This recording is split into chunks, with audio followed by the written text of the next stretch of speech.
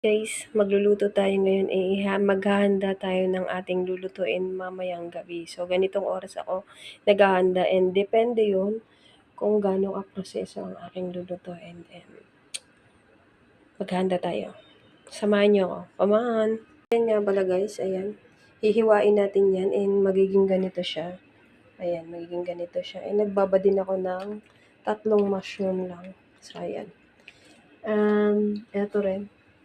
Isasama natin yan. Yan 3 pirasong yan. Isasama natin yan. So, mamaya na.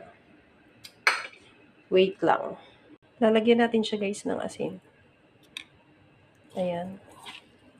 At ibabad lang natin.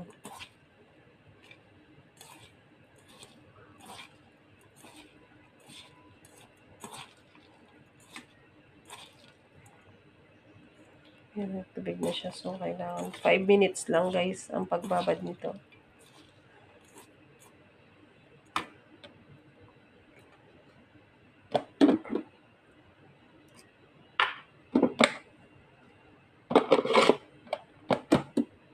Minutes ng pagbabad ng ating lulutuin.